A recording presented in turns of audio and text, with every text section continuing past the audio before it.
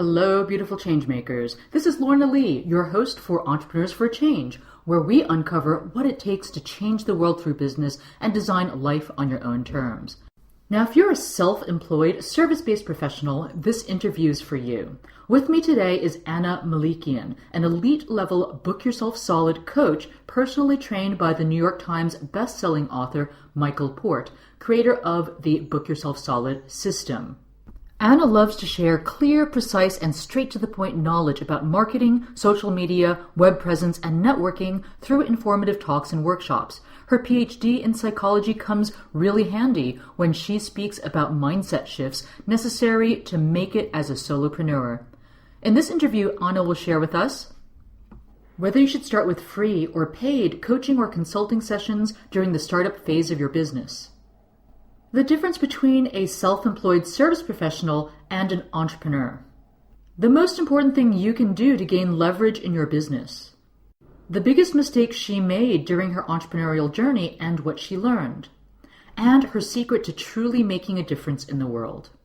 In her highly informative masterclass, which you can download for free at entrepreneursforchange.com/48, Ana reveals her secrets on how to succeed as a self-employed professional. In this masterclass, you will learn the core principles of marketing and why marketing alone will not get you clients, the step-by-step blueprint of the Book Yourself Solid system, how to establish a sincere relationship with joint venture partners effectively, the difference between target market and niche, and why you need to figure this out if you want to succeed, the 4 foundational building blocks of any service-based business, and much, much more. Tools, people, and resources mentioned in the interview can be found in the show notes at entrepreneursforchange.com/48. Are you ready to be the change? If so, you've come to the right place.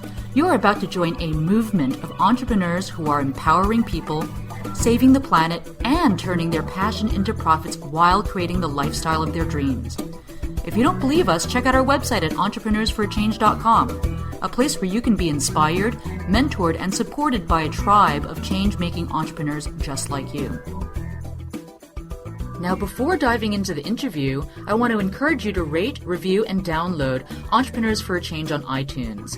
This really helps us reach more people with inspiring stories of entrepreneurs who are changing the world. Also, if these stories inspire you to start a world-changing business of your own, head over to our website at entrepreneursforchange.com and download the Business Changemakers Toolkit to get a jumpstart today. Now on to the show. Hello, amazing changemakers. We're here today with a powerful business coach, Ana Melikian, who loves to work with self-employed professionals who hate marketing and selling. She's originally from Portugal, and before moving to Phoenix, Arizona, she lived in England and in Spain. So as you can tell, she loves traveling, and she loves learning from different sources and experiences. What she brings to her coaching program are all her studies in psychology, including her PhD, to help her clients focus on growing their businesses while making a difference. She is an elite-level Book Yourself Solid coach who has been personally trained by the New York Times best-selling author Michael Port, the creator of the Book Yourself Solid system. So if you'd like to learn more about Ana, you can find out about her at anamelikian.com. That is ANAMELIKIAN.com. All right, Ana, so I would love to hear more about what inspired you to get into business coaching, specifically coaching for entrepreneurs who hate marketing and selling. Because I was one of them. Hey, what a great way to get started, huh? It's interesting when people ask me, okay, how are you a business coach? And honestly, if we were having this conversation 10 years ago, and somebody will tell me, oh, you are going to go to the United States, that's about 10 years that I'm living here, and you are going to become a business coach, I will laugh until I could not laugh anymore, because it was a joke for me. My background is in psychology. I was a clinical psychologist working with anxiety, pain problems. I was teaching in college in Portugal before when I'm moving here in the United States. And the idea of business for me was, no, that is not for me. But when I moved to the United States and I really decided I got married, I was starting a family, and I had to decide what to do with my professional life now in this new continent and in this new beautiful country. I decided to change a lot and focus on one of my subjects that I truly love, that is personal development. So from psychotherapy, I went to life coaching. That was my first transition when I moved to the United States. I did some extra training. I became a certified life coach. I was certified by the International Coach Federation, and all of that. I was loving every moment of the work that I was doing with people. And when I decided to make a business, a home-based business, then is when I start to have challenges, because I was getting clients, if it was in a very cheap rate or battering, very easy to get clients. People were speaking wonderful about the work that we are doing, but getting people on the web, getting people that didn't knew me to pay the fees that I wanted, I was not getting there. And it was from that challenge and from looking, and I think it's from my academic background or like problem solving kind of thing. Okay, if other people are succeeding, manage to do this online, there must be a way of doing it. So let me learn how they are doing it. So that is how I start to study marketing to help me to emerge with my home-based business as a life coach. And I study many of the big names out there, and I start to belong to mentorship group. And in one of these groups, somebody spoke about the book Yourself Solid. And I like what I heard, and I decide to get the book. And I fall in love with it. Really, the system really makes sense for me. And I start to apply it. I start to see results. I start to speak about it to other people and helping other colleagues that were with the same struggles. And we are seeing something happening. And at that time, Michael Port, that is the creator of the Book Yourself Solid system, was doing some intensive courses. I did that. I was seeing more things happening. And then he opened the certification to Book Yourself Solid coaches, and I jumped to that opportunity. I really was, okay, this is something that I see that I can be doing to help other people and really make a difference. And at the time, I was not really sure that I was going to keep with the life coaching or become just a business coach. But then I realized that business coaching has a lot of life coaching. When we are in our way of being entrepreneurs, we really have to deal with loads of personal stuff, and the skills as a life coach and a psychologist really come very handy for that. So was like from psychotherapy to life coaching to business coaching. Yeah, I mean, I definitely would say that if you are an entrepreneur and you're facing challenges that most people will never face as employees, a lot of your personal stuff will come up. And so I found that a lot of the coaches that I've been speaking to, they definitely step in the role of, helping their clients manage the emotional drama that will come up during the process of a launch, for example, or, even just, even your prices. So I'm, very excited to hear more about, how you would recommend folks get started to become self-employed entrepreneurs in your masterclass, which will include in our show notes as a free download. But I'd like to first take you back to the beginning of your business when you first started coaching. How did you get your first clients? The first clients as a life coach, honestly, was people that they already knew me from social friends, and they knew that I was doing this program as to become a life coach, and I was speaking a lot about that. And I asked, do you like to start with some sessions with me? And they say, oh, of course, why not? So we're friends and people in my social sphere that I start to coach as a life coach. Then as a business coach is really when I start to belong to many online groups, when I was looking for different models, and then I was belonging to many online communities.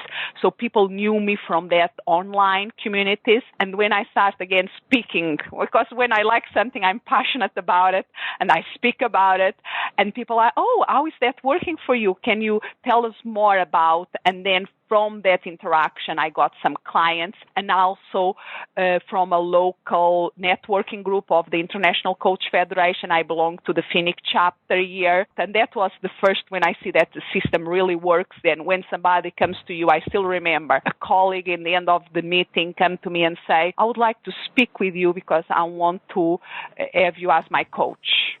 Okay. So, when you were first coaching your friends, the people in your immediate network, how did you find it in yourself to ask them to pay you? I know that some coaches, they start off by giving away free sessions, whether you did that or not yourself. And I was one of them. I did all the mistakes in the book. It's not mistakes. Okay. It's how to say, in the beginning, we really have to practice as much as we can, mainly when we are in the training.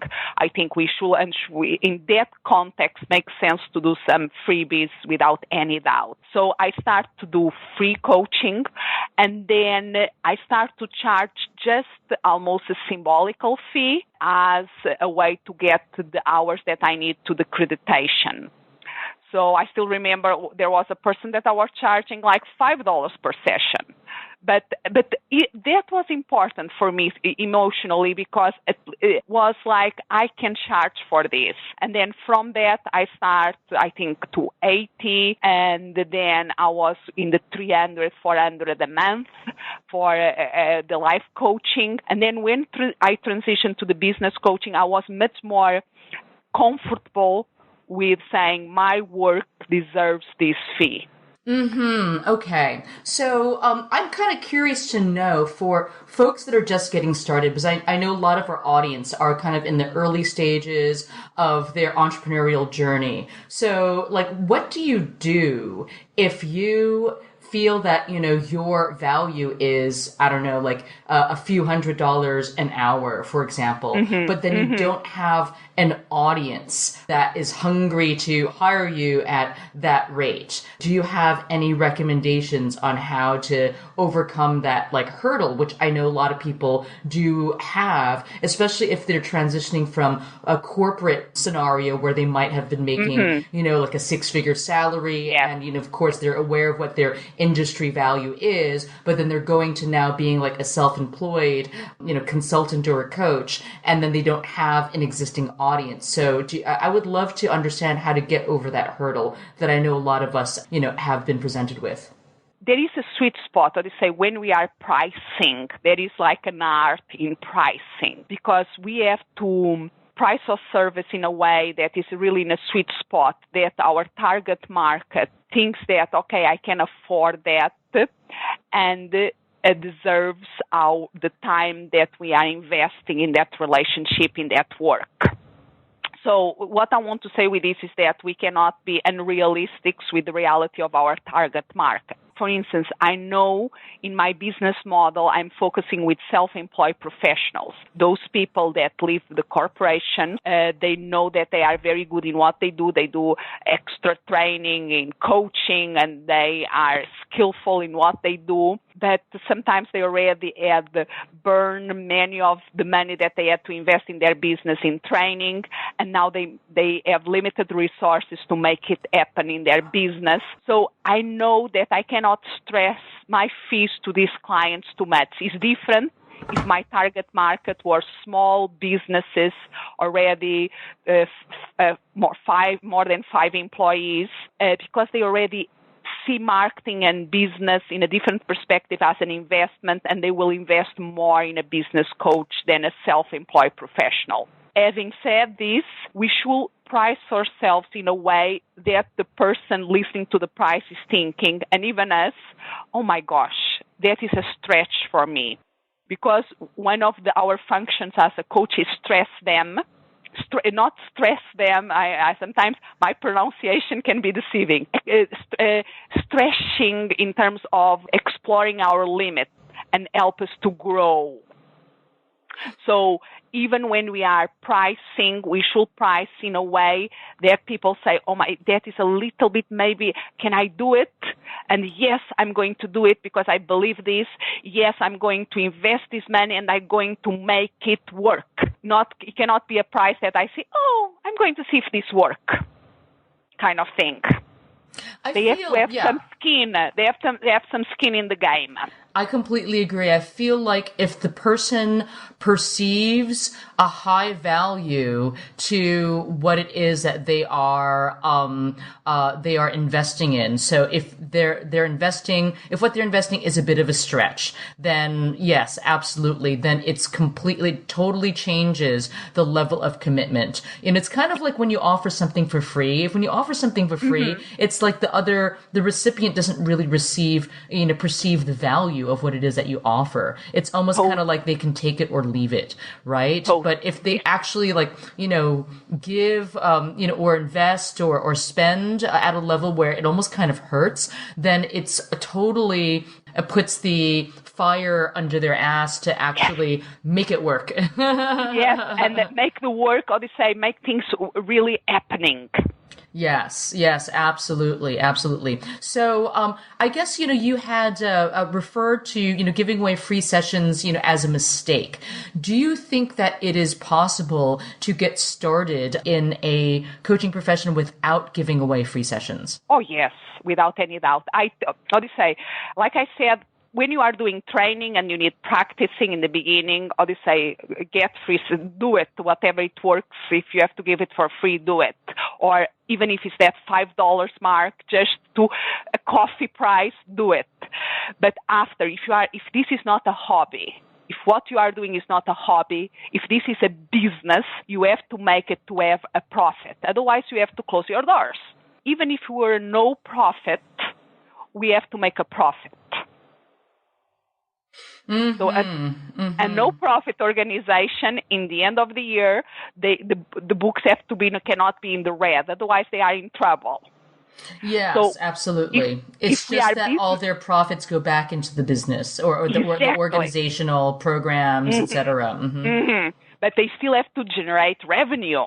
Otherwise, they have to close their doors and they cannot fulfill their mission that is helping people. And mainly, I think in the area that we love to work with Changemakers, we like to work with people that are making a difference. We are also making a difference. But yes, there is a economical compensation for helping and for creating a positive impact. And it's wonderful. But we cannot have the thing that, oh, yes, I'm helping others, I have to suffer, or I cannot make profit. No. If we make profit, we can help more people. If we make ourselves successful businesses, then we can give our service away, like in a scholarship, or for that special person that we really see that they struggle and needs that help. We are in much better conditions to do that than if we keep giving away. And what happens? We have to close the doors because we don't have money to pay the bills. Absolutely. I completely agree.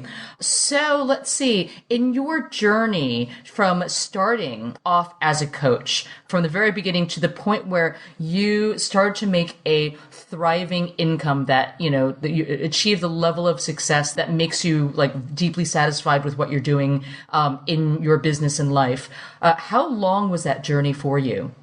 It was about 2 years.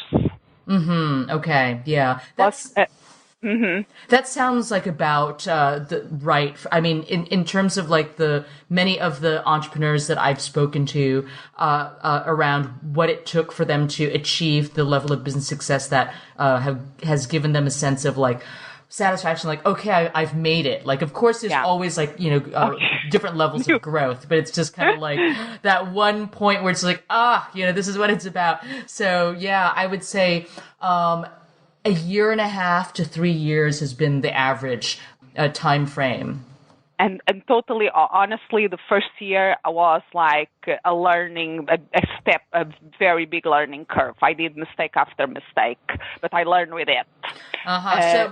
So I'd love to hear about what those mistakes are. Because I mean, entrepreneurs, we're no strangers to failure, right? I mean, and it all depends on how you define failure. I mean, a lot of people say, that's not really a failure because I learned from it. So, but okay, so tell me, what were the biggest mistakes that you made and what did you learn from them? And what would you do differently? Yeah, what I can say that I think was my biggest problem in the beginning was believing that was just enough to be a good coach. I really believe, and I think it's the situation of many people that starting with coaching or consulting, that they know that they are good in what they do. They see the impact when they work with somebody. And they think, okay, so I can do this by open my online place where I can do what I love to do.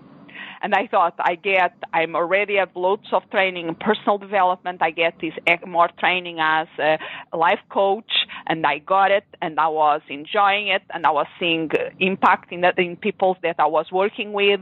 And I thought that is enough to make a successful business. And that is what my big mistake in the sense that no, when we are our own bosses, when we are our self-employed professionals, we are more than the coach or the consultant of the service professional. We are the bookkeeper. We are the marketing director. We are the copywriter. So we have to wear so many hats, and some of these hats is the first time that we are putting them doing something about we don't know about it. And I didn't know much about the business skills necessary to have an online business. And that was what I had to learn in that first year, was not the coaching, because that I had learned before, was how to be a successful business owner. And one of the critical things was that I struggle a lot, and I see many people struggling a lot about that, is that I resist as much and as longer as I could to define a target market. And as from the moment that I define a target market forward, things start to fall into place. Okay, so I can't wait to talk to you about this during your masterclass on exactly how to nail your target market, because I've spoken to many different entrepreneurs on how to do this, and there are a lot of market research methodologies and even tools. So I'd love to find out like how you were able to define your target market in that segment that we're going to hop into. Okay, great. So once you got your target market right, did things change for you? Things change because, as you say, I had a focus. The target market is that beautiful thing that helps us to give us the focus. I always use with my clients this image. As entrepreneurs and most people that, let me just go press the pause button a moment here, because there is a distinction that I like to make. Because most of us, we start as self-employed professionals. Service professionals that we know that we are very good in what we do and we want to be our own bosses, control the things and really doing what we love and become self-employed. That is different than being an entrepreneur.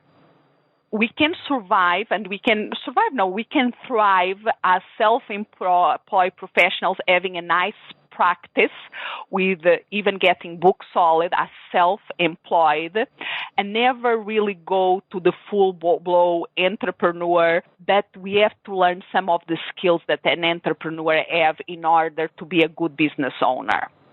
For me, I differentiate this from self-employed to entrepreneur, because an entrepreneur is somebody that it's not so much about selling their own services, but organizing things to create a company, to create an organization that generates something that can bring profit.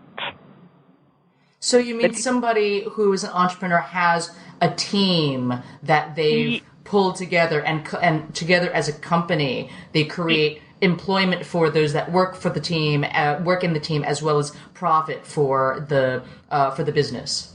Exactly. Somebody that even as a self-employed, when we do the transition to starting to have, even if it's a virtual team, we have to stop to be the doer, to be the manager.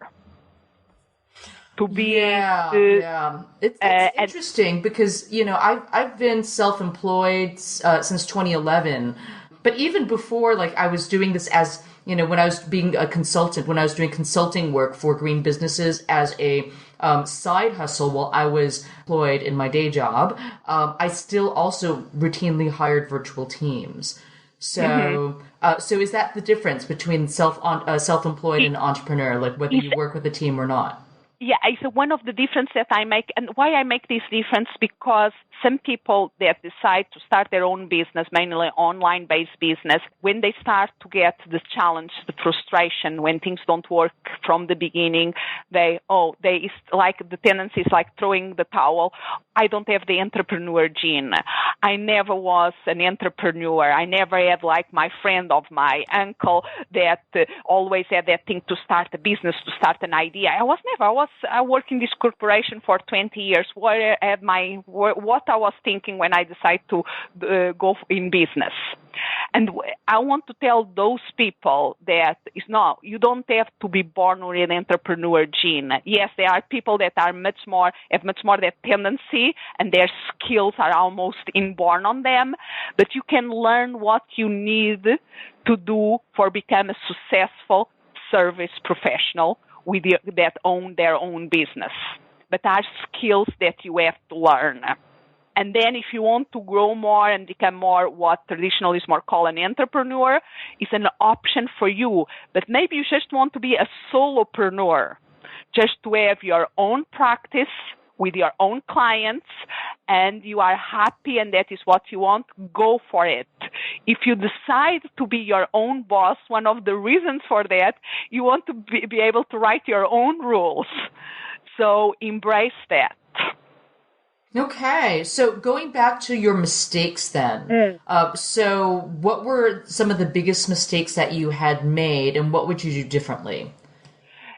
So I spoke about that, the mind shift, the mindset shift that was important, to learn the business skills, not having a target market, and the lack of focus. And one of the image that I was starting to tell this, because there's so many good things to speak about. But one of the images that I use, that when the people that we usually work with are lifelong learners. We love to learn. That because we love to learn, it's so easy just to go following that red object over there and that shiny red object over there. It's so easy for us because it's learning a new thing. But then we are not focused in making things happening. So I always say that most of the self-employed professionals, we are like a traditional light bulb, like the Edison, the incandescent light bulb, that imagine if you have like a 4-watt night bulb. During the day, that 4-watt light bulb, you almost not notice any light because that energy goes everywhere. And if there is lots of light around it, it's like a grain of sand in the beach. You don't see it. But the magical thing about focusing is that same energy, and this is a physical fact, that same 4-watt of energy in the right alignment in a laser beam, the same energy, 4-watt, you have a bulb, a traditional bulb, and you have a laser beam that aligns all that energy in a beam to produce the laser. With a 4-watt laser, you can burn a hole in a wall. Literally, is powerful enough to burn a hole in a wall. So that is what having a target marketing, having a system allow us to do. If we are everywhere, we really are nowhere. When we start focusing, we start to see results and creating impact. And that was one of the lessons that I learned in that first year. Okay. So looking back at your entrepreneurial journey, is there any one thing that you would do differently if you had the chance? A lot. And again, it's something that I think we can go much in deeper in the masterclass part. But I, like so many of us, I really believe, I still remember two mistakes that I did, for speaking about concrete things. When you start to have the website, we think, okay, clients will find you. Wrong. No. Clients will not find you. No. But people selling you things will find you. So I was contacted. I remember I did my website. I was very proud of it, and was very good for people that I knew, and I was starting to have a sales conversation. They will check my website and they will like it, and then that was very good to my trust and credibility. But what I also started to receive phone calls and emails of people trying to sell me services. And I still remember that I got a phone call of a company that they were starting. It was a startup with a very nice concept about will be a Google kind of thing for search. That was very cool, and they have the demo and they have the thing going already, and they were selling advertisement space. And you still could be the first one to appear in the top of the page. So they were selling, we are going to be the next Google, and if you buy this space, you are locking the first thing that people see in the future. And I thought, oh, okay. So I put some money there. I invest some money on that. And I was like, afterwards, now thinking back, what a waste of money. Waste of money because there was no reason for be sure that company really will make it. And waste of money because the principle of thinking, if somebody see an ad, they are going to get me as their coach is a myth. Marketing doesn't get us clients. Marketing creates awareness that we exist. It's what we do from the moment that somebody is aware that we exist and what we have to offer to the moment that they pay us for a service. That is what gets us clients, not marketing itself. Okay, I can't wait to explore this in the masterclass. All right, so this is, Kizzy, let's bookmark this. Like, marketing doesn't get us clients. I want to know what does. Okay, so we're coming to the end of our interview time. I'd love to leave you with my last favorite questions. What is the most effective way to change the world, Ana? Believing that your contribution can, even if it's small, makes a difference. You really have to believe that you can make a difference. And go for it. And so many things, yes, you have to learn, but it's possible. Don't give up because it's difficult. Check people that are doing it, that are being successful, and learn from them. And use lots of critical thinking, because there is also many fluff out there. So, but really believe, work for it, learn, and keep trying, because you can do it and you can make a huge difference. Okay, thank you so much, Ana. How can we best stay in touch with you? The best way is through my website, AnaMelikian.com. Is ANA. Melikian is MELIKIAN.com. There is where you're going to get my more recent things that I'm doing, and also you can email me. I'm always love to get emails from people, and the email is also very easy. Is Ana at AnaMelikian.com. So very easy, Ana at AnaMelikian.com, and you can contact me that way.